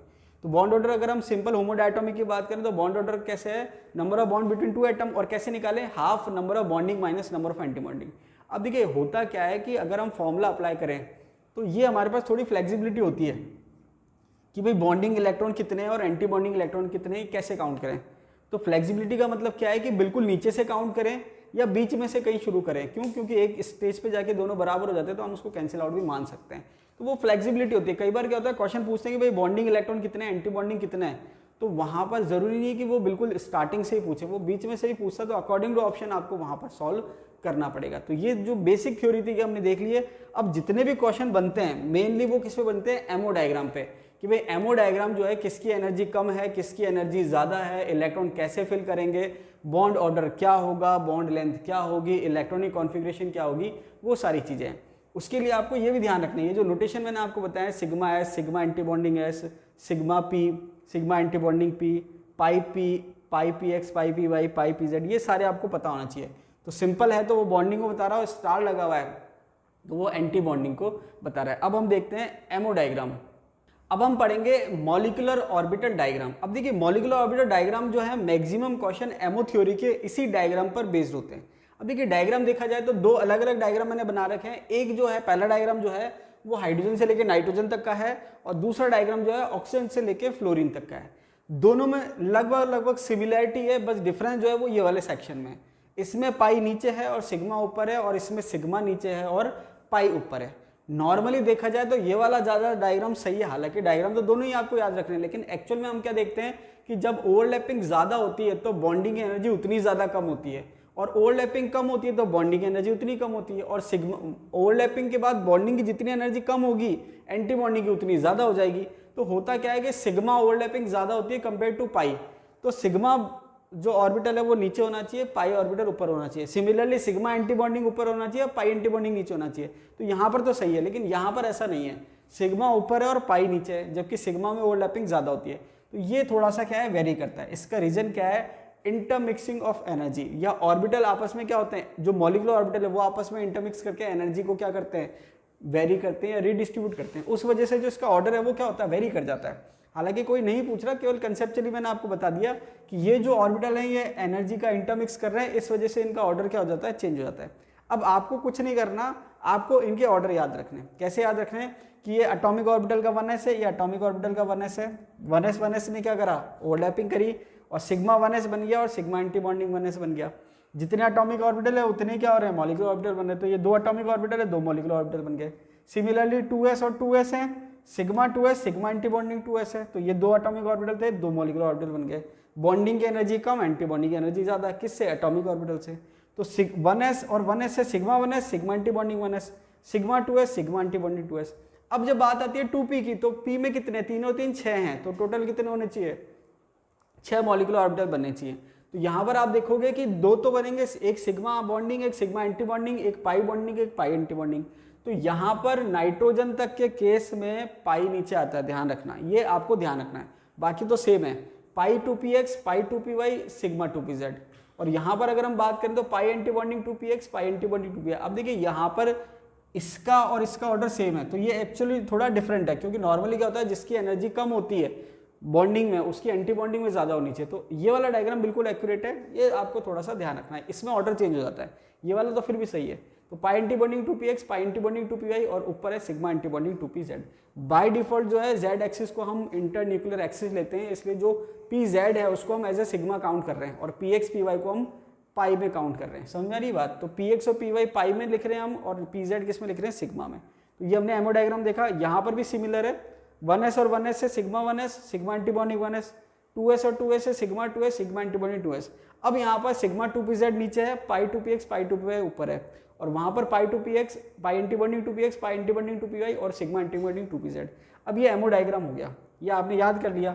अब होता क्या है कि वो आपको मॉलिक्यूल देता है, तो जब वो मॉलिक्यूल देता है तो मॉलिक्यूल जब वो आपको देता है तो आपको क्या करना है, उसके हिसाब से इलेक्ट्रॉन फिल करना है। अब जैसे मान लीजिए हाइड्रोजन से हम स्टार्ट करें कि जैसे कहा हाइड्रोजन मॉलिक्यूल है, हाइड्रोजन मॉलिक्यूल के लिए एमओ डायग्राम बनाना है।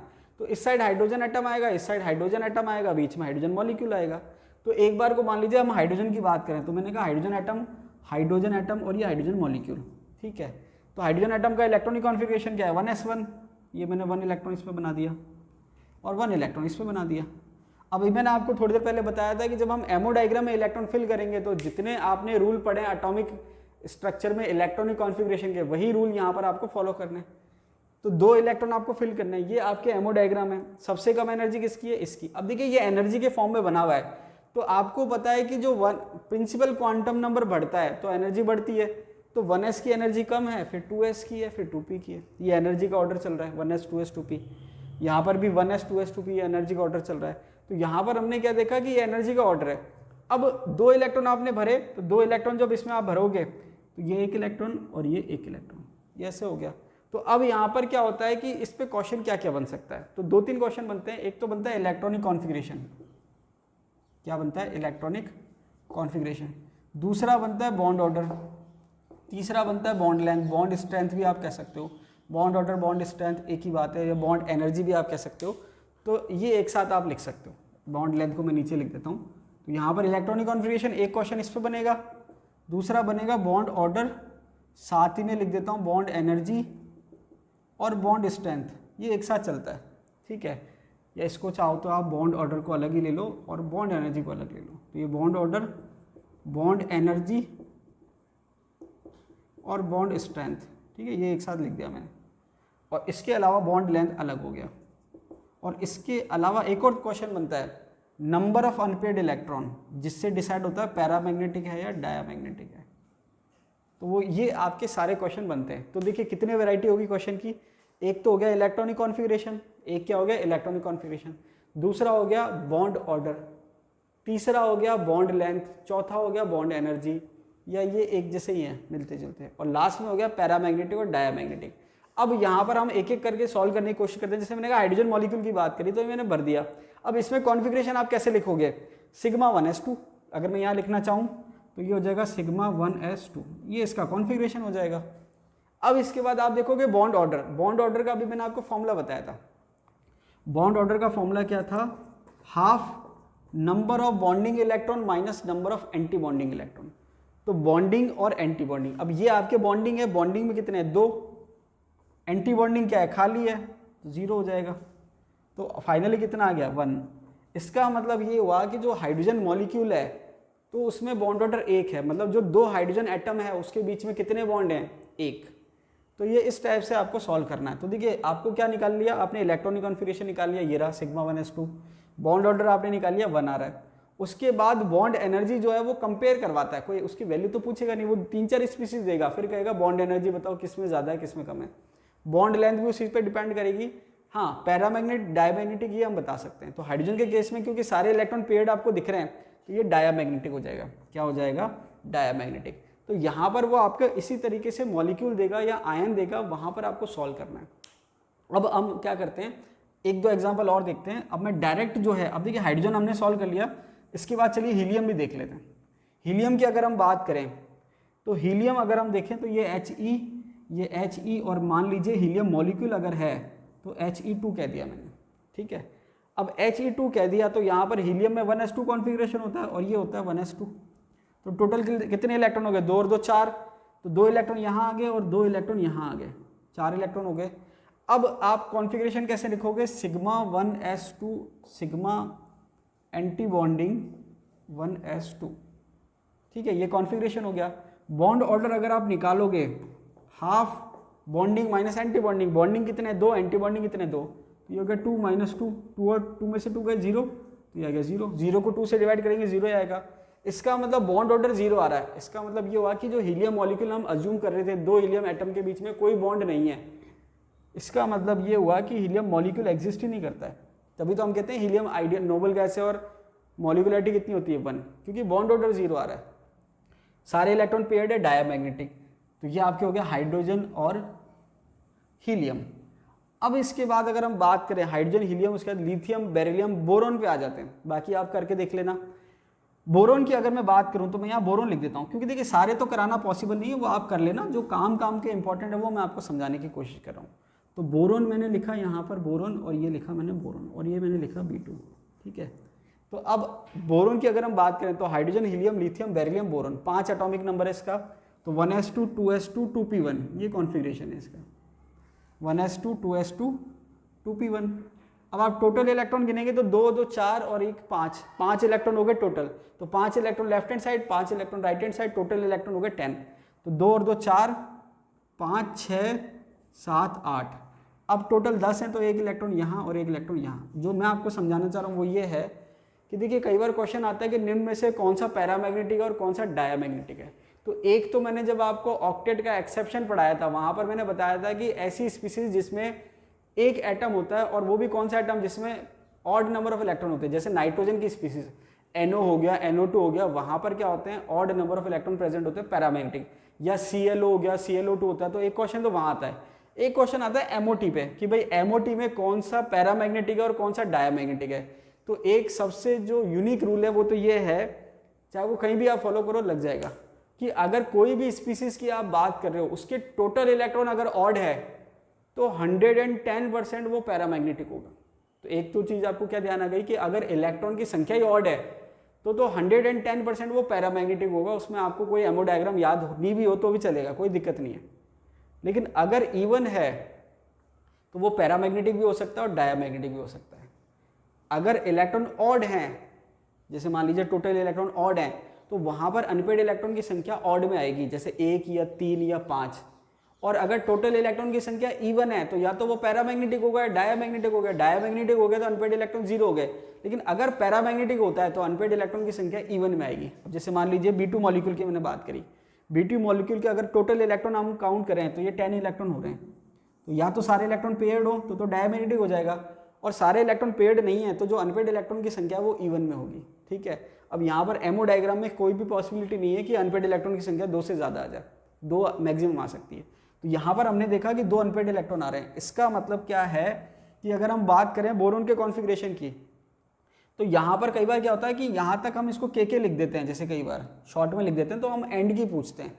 तो हो सकता है कि भाई वो यहाँ तक ना पूछे, वो केवल एंड की है। तो जब आप इलेक्ट्रॉनिक कॉन्फ़िगरेशन पढ़ोगे तो या तो पूरी याद कर लो, sigma 1s2, sigma antibonding 1s2, sigma 2s2, sigma antibonding 2s2, और लास्ट में क्या हो गया पाई 2px, पाई 2p1। इसकी कॉन्फ़िगरेशन जो एंड में लिखेंगे वो क्या लिखेंगे, पाई 2px1, पाई 2py1, ऐसे लिखेंगे।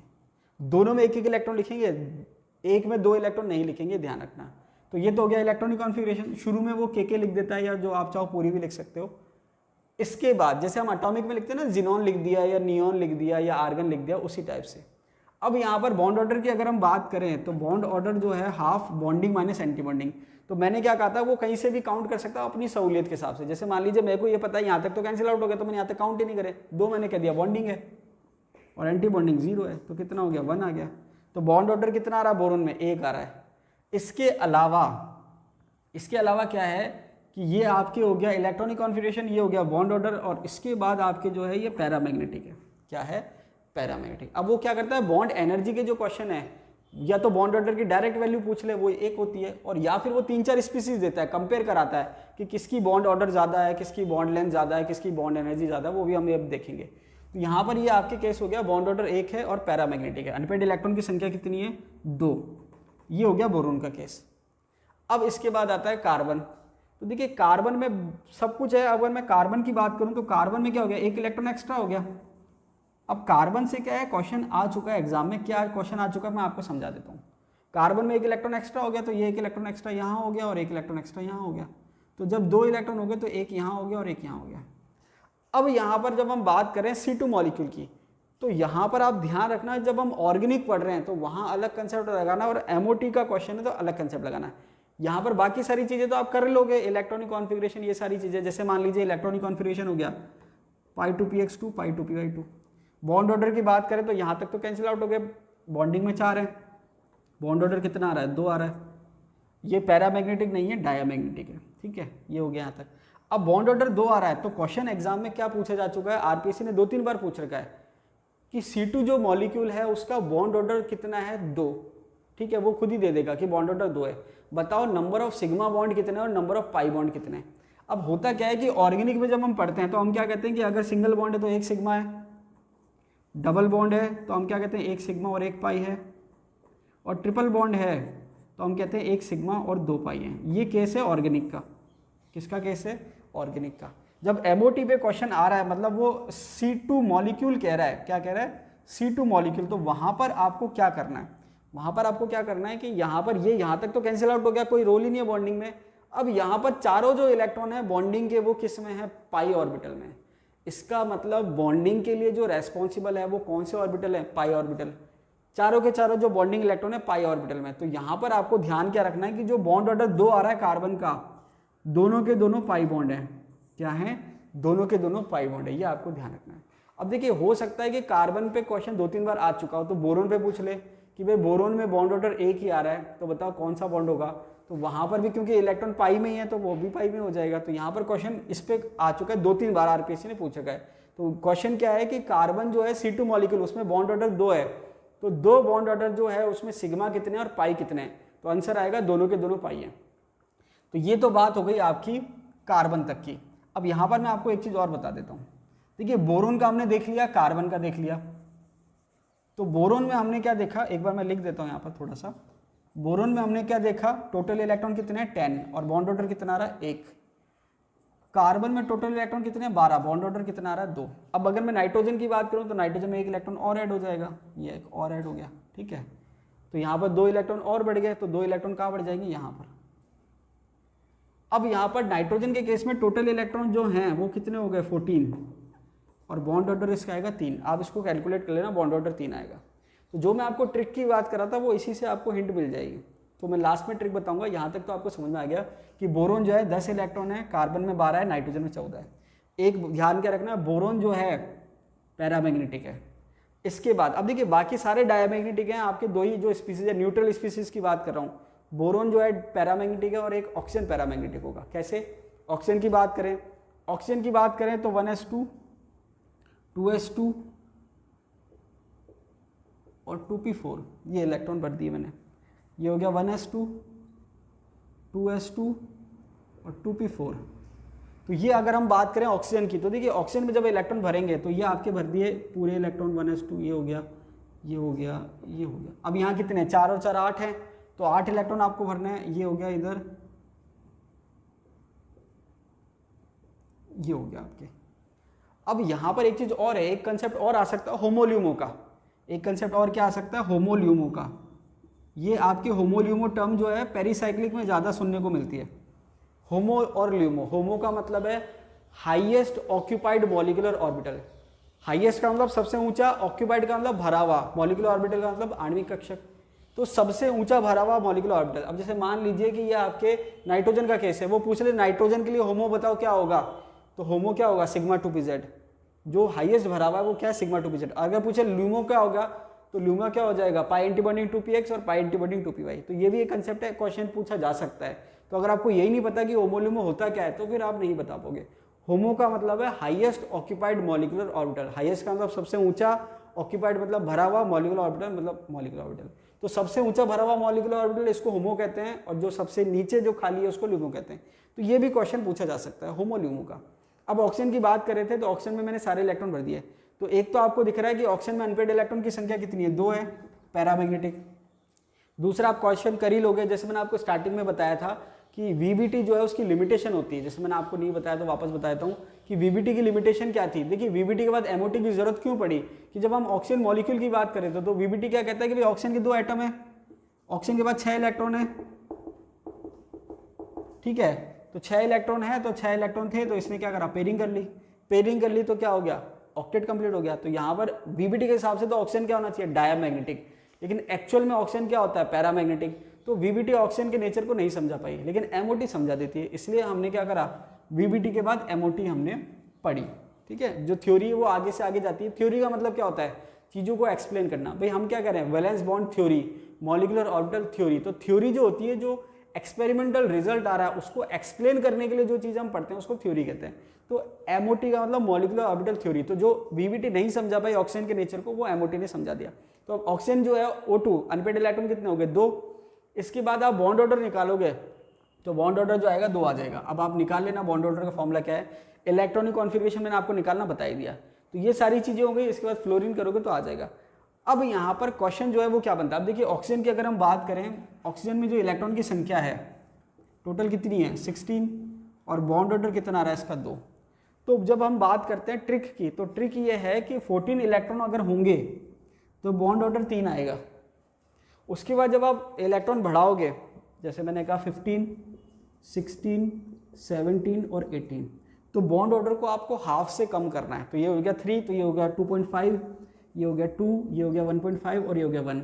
और जब आप कम करोगे तो भी कम करना है। ये मैंने कहा 13 है, ये मैंने कहा 12 है, 11 है, 10 है, 9 है, जितना आप चाहो कर सकते हो। 2.5, 2, 1.5, 1, 10 से शुरू कर देते हैं। तो जैसे हमने बात करी थी बोरोन की, तो बोरोन के केस में बॉन्ड ऑर्डर जो था इलेक्ट्रॉन 10 है तो 1 आ रहा है, 11 होंगे तो 1.5 आएगा, 12 होंगे तो 2 आएगा, 13 होंगे तो 2.5 आएगा, 14 होंगे तो 3 आएगा। तो एक जो रेफरेंस है वो आपकी 14 हो गया। अगर टोटल इलेक्ट्रॉन की संख्या 14 है और बॉन्ड ऑर्डर पूछ रहा है वो इलेक्ट्रॉन काउंट करो, 14 है तो 3, कम करोगे तो भी 0.5 कम होगा और बढ़ाओगे तो भी 0.5 कम होगा, दोनों केस में कम होगा। तो यहाँ पर आप आसानी से बॉन्ड ऑर्डर निकाल सकते हो। अब ये जो बच गया आपके बॉन्ड ऑर्डर के अलावा बॉन्ड एनर्जी, बॉन्ड लेंथ का ऑर्डर, वो कैसे पूछता है, वहाँ पर क्वेश्चन कैसे आता है कि वो क्या करता है स्पीसीज देता है कि भाई एक तो क्या है O2 है, एक है O2 प्लस, एक है O2 माइनस, एक है O2 2 माइनस, इस टाइप से स्पीसीज बनाता है। आपको कुछ नहीं करना, आपको क्या करना है कि अगर एक प्लस है, अब आप ये कंफ्यूज मत होना कि भाई कौन सी साइड प्लस लगाएं, एटॉमिक को छोड़ दो, आप वहाँ केवल मॉलिक्यूल पे फोकस करो। अगर वो कह रहा है O2 प्लस, तो आप क्या देखो कि O2 का एमो डायग्राम है, O2 प्लस का मतलब एक इलेक्ट्रॉन कम करना है, ये कम कर दिया आपने, समझा नहीं बात, ऐसे हो जाएगा। तो वहाँ पर आपको क्या ध्यान रखना है कि अगर O2 प्लस है तो एक इलेक्ट्रॉन कम कर लिया ऑक्सीजन के एमो डायग्राम में, अगर O2 माइनस है तो एक इलेक्ट्रॉन जो जितने ऑक्सीजन में थे उससे आपने बढ़ा दिया। तो वहाँ पर आपको कुछ नहीं करना कि अगर प्लस है तो इलेक्ट्रॉन कम करने एमो डायग्राम में, माइनस है तो बढ़ाने। अब यहाँ पर क्या होगा कि इसके वो पूछेगा बॉन्ड ऑर्डर का ऑर्डर बताओ, या बॉन्ड एनर्जी का ऑर्डर बताओ, बॉन्ड लेंथ का ऑर्डर बताओ। तो वहाँ पर आपको पूरे एमो डायग्राम की जरूरत नहीं है, आप ट्रिक से सॉल्व कर सकते हो। कैसे कि जैसे मैंने कहा O2 है तो O2 का बॉन्ड ऑर्डर कितना हो गया 2, फिर मैंने कहा O2 प्लस है तो टोटल इलेक्ट्रॉन 16 थे, एक कम करने से 15 हो गए, 15 होते बॉन्ड ऑर्डर कितना हो गया 2.5। फिर मैंने कहा O2 माइनस है तो O2 माइनस होते कितने हो गए 16 इलेक्ट्रॉन थे, एक बढ़ा दिया 17 कर दिया, तो बॉन्ड ऑर्डर कितना हो गया 1.5। और फिर मैंने कहा O2 2 माइनस है तो बॉन्ड ऑर्डर कितना हो गया 1। अब O2 2 माइनस करते ही आपने टोटल 18 इलेक्ट्रॉन कर दिए, 18 इलेक्ट्रॉन का मतलब क्या हो गया डायामैग्नेटिक। तो अगर वो पूछे इन चारों में से डायामैग्नेटिक कौन है, तो आंसर क्या हो जाएगा, ये आंसर क्या हो जाएगा, समझा रही बात। तो यहाँ पर आपके ये 4 स्पीसीज पे कई बार क्वेश्चन आता है कि भाई ये चारों स्पीसीज बॉन्ड ऑर्डर का ऑर्डर क्या होगा, बॉन्ड लेंथ का क्या होगा, बॉन्ड एनर्जी का क्या होगा। अब देखिए जो बॉन्ड ऑर्डर का ऑर्डर होगा वही ऑर्डर किसका होगा, बॉन्ड एनर्जी का, बॉन्ड स्ट्रेंथ का, और बॉन्ड लेंथ का उल्टा होगा। तो अगर मैं बॉन्ड एनर्जी के ऑर्डर की बात करूँ तो बॉन्ड ऑर्डर सबसे ज़्यादा किसका है, O2 प्लस का। तो बॉन्ड ऑर्डर हो चाहे बॉन्ड एनर्जी हो चाहे बॉन्ड स्ट्रेंथ हो, उसका ऑर्डर क्या होगा O2 प्लस, उसके बाद O2, उसके बाद O2 माइनस, और उसके बाद O2 2 माइनस। और अगर बॉन्ड लेंथ की बात करें तो रिवर्स हो जाएगा ऑर्डर। तो ये जितने भी क्वेश्चन MOT से बन सकते हैं वो मैंने आपको सारे यहाँ पर बता दिए। तो ये आपके एमओ डायग्राम थे। अब यहाँ पर वो आपसे क्वेश्चन क्या पूछ सकता है कि इलेक्ट्रॉनिक कॉन्फ़िगरेशन का ऑर्डर क्या होगा, अनपेड इलेक्ट्रॉन की संख्या कितनी होगी, पैरामैग्नेटिक होगा, डायामैग्नेटिक होगा, बॉन्ड ऑर्डर क्या होगा, बॉन्ड लेंथ का ऑर्डर क्या होगा। जितने भी क्वेश्चन बन सकते हैं वो सारे आपके इन दो डायग्राम से हैं और ये आपको कंसेप्ट क्लियर होने चाहिए। बहुत ज़्यादा टिपिकल नहीं है, बहुत ईजी है। इसके अलावा जो डिफरेंट क्वेश्चन था C2 मॉलिक्यूल वाला वो भी मैंने आपको बता दिया। अब यहाँ पर आपको ध्यान क्या रखना है कि जो भी आपके मॉलिक्यूल है जिसमें कोई चार्ज ना हो, सिंपल जितने मॉलिक्यूल है वहाँ पर सारे के सारे डायामैग्नेटिक होंगे, केवल बोरोन को छोड़कर और ऑक्सीजन को छोड़कर। अगर मैं सिंपल न्यूट्रल मॉलिक्यूल की बात कर रहा हूँ, जैसे H2 कहें तो भी डायामैग्नेटिक होगा, हीलियम कहें, लिथियम कहें, बोरोन कहें, ये सारे डायामैग्नेटिक होंगे दो को छोड़कर, बोरोन और ऑक्सीजन। बोरोन में भी दो अनपेड इलेक्ट्रॉन है और ऑक्सीजन में भी दो अनपेड इलेक्ट्रॉन है। बाकी जब आप करोगे तो खुद ही सॉल्व कर लोगे। अब देखिए डायरेक्ट रिजल्ट रटने की जगह आप खुद प्रैक्टिस करके सॉल्व करो, वो ज़्यादा बेटर है। रिजल्ट अगर हम रटते हैं तो उसमें प्रॉब्लम क्या होती है कि हमारा टाइम तो बच जाएगा एग्जाम में क्योंकि हमको रटा हुआ है, लेकिन जैसे ही वो थोड़ा सा लैंग्वेज चेंज करेगा वहाँ पर फिर हमें समझ में नहीं आएगा। इसलिए आप क्या करिए, दोनों डायग्राम बनाइए और एक एक को सॉल्व करिए, सारी स्पीसीज सॉल्व करिए। और जहाँ तक प्लस माइनस की बात है वहाँ पर आपको क्या करना है कि साइड में कंफ्यूज होने की जरूरत नहीं है कि भाई जैसे O2 प्लस है तो एक ऑक्सीजन प्लस लूँ या माइनस लूँ। आप मान लो कि एक प्लस एक माइनस है, आप तो बीच पे फोकस करो, एक इलेक्ट्रॉन कम कर लो। अब यहाँ पर एक चीज़ और आती है, जैसे मान लीजिए कोई आयन आ जाए, जैसे Cn माइनस आयन आ जाए या आपके N2 माइनस या N2 प्लस जो भी आ जाए, तो वहाँ पर आपको बॉन्ड ऑर्डर कैसे निकालना है, टोटल इलेक्ट्रॉन से निकालना है। आपको एमओ डायग्राम की जरूरत नहीं है, केवल बॉन्ड ऑर्डर का क्वेश्चन है तो वहाँ पर आपको एमओ डायग्राम की जरूरत नहीं है। जैसे Cn माइनस है तो Cn माइनस में अगर आप टोटल इलेक्ट्रॉन काउंट करोगे तो कितने हो रहे हैं 14, बॉन्ड ऑर्डर कितना हो जाएगा 3। N2 प्लस टोटल इलेक्ट्रॉन कितने हो रहे हैं 13, बॉन्ड ऑर्डर कितना हो जाएगा 2.5। N2 माइनस टोटल इलेक्ट्रॉन कितने हो रहे हैं 15, बॉन्ड ऑर्डर कितना हो जाएगा 2.5। तो यहाँ पर जो भी कोई मॉलिक्यूल या स्पीसीज आती है तो वहाँ पर आप उसका बॉन्ड ऑर्डर निकाल सकते हो। जैसे मान लीजिए CO है, कार्बन मोनोऑक्साइड है, टोटल इलेक्ट्रॉन कितने हैं 14, तो बॉन्ड ऑर्डर कितना हो जाएगा 3। तो अगर मान लीजिए इस टाइप की कोई स्पीसीज आती है तो वहाँ पर भी आप आसानी से उसका बॉन्ड ऑर्डर निकाल सकते हो इस ट्रिक से। तो ये आपको ध्यान रखनी है। क्वेश्चन जब आप सॉल्व करोगे तो आपके लगभग सारे क्वेश्चन सॉल्व हो जाएंगे। अब एक क्वेश्चन और आरपीसी ने पूछ रखा था, तो एक तो मैंने आपको बता दिया कि जब वो हाइब्रिड ऑर्बिटल की बॉन्ड स्ट्रेंथ की बात आती है तो वहाँ पर ऑर्डर का जो स्ट्रेंथ है वो क्या है, sp की बॉन्ड स्ट्रेंथ ज़्यादा होती है, लेकिन क्योंकि JDL में उल्टा दे रखा है sp से sp2 की ज़्यादा, sp2 से sp3 की ज़्यादा, तो वो एक अलग या गलत दे रखा है JDL में, लेकिन आरपीसी ने क्योंकि वो रेफरेंस बुक है उसको मान रखा है। तो एक तो आपको वो ध्यान रखना है। दूसरा क्या है कि जब हम एनर्जी की बात करते हैं तो देखिए जब एक ही एटम के अलग अलग ऑर्बिटल की बात हो रही है तो 1s से ज़्यादा 2s, 2s से ज़्यादा 2p, ये ऑर्डर चल रहा है।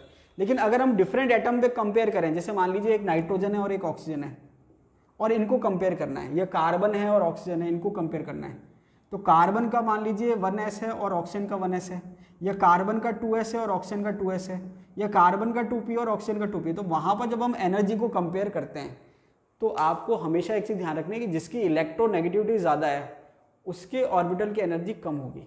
समझ आई बात। अब जैसे मान लीजिए अभी आपने क्या ध्यान रखा है कि दोनों की एनर्जी बराबर चल रही है, क्यों? क्योंकि सेम एटम है। अब मान लीजिए एक साइड कार्बन है और एक साइड ऑक्सीजन है, तो अगर मैं कार्बन का 1s बनाऊंगा यहाँ पर तो ऑक्सीजन का 1s मुझे यहाँ बनाना पड़ेगा। समझ आ रही बात। जिसकी इलेक्ट्रोनेगेटिविटी ज़्यादा होती है उसकी ऑर्बिटल की एनर्जी जो होती है वो क्या हो जाती है, कम हो जाती है। तो ये कंसेप्ट है। लेकिन जब आरपीएससी ने क्वेश्चन पूछा तो इस कंसेप्ट को पूरा उल्टा करके क्वेश्चन का आंसर दे रखा है। मुझे समझ नहीं आया उसने कहाँ से दिया। तो कई बार क्या होता है कि आरपीएससी जो आंसर है वो गलत दे देती है, तो हमारे जो कंसेप्ट होते हैं जो हमने पढ़े हुए हैं वो थोड़े गड़बड़ हो जाते हैं। इसलिए फिर कभी कभी थोड़ा सा क्या है, मज़ा जो है थोड़ा कम हो जाता है। क्योंकि जब हम कोई चीज़ सीख रहे हैं हमको मज़ा आ रहा है कि भाई हमने कोई चीज़ सीखी, लेकिन जैसे आरपीएससी का क्वेश्चन आया तो हमारा सारा मजा खराब हो जाता है। क्यों? क्योंकि हमारी जो सीखी हुई चीज़ें है वो हमको लगता है भाई हमने इतना सीखा लेकिन हमसे क्वेश्चन सॉल्व नहीं हो रहा, और क्वेश्चन सॉल्व हुआ तो आंसर गलत आ गया। अब आरपीएससी आंसर गलत दे रही तो उसमें हम क्या कर सकते हैं भाई, जो चीज़ सही है वो है, क्योंकि सारे कंसेप्ट जो है वो उसी के अकॉर्डिंग चलते हैं। तो ये एमओ डायग्राम था, इसमें जितने क्वेश्चन आ सकते हैं, चाहे होमोल्यूमो का हो चाहे अनपेड इलेक्ट्रॉन का हो, सारे मैंने आपको करा दिए। उसके बाद बाकी जो क्वेश्चन है वो जब आप शीट में सॉल्व करोगे आपको सारे क्वेश्चन सॉल्व हो जाएंगे। फिर भी कोई प्रॉब्लम आए तो आप मुझसे पूछ सकते हो।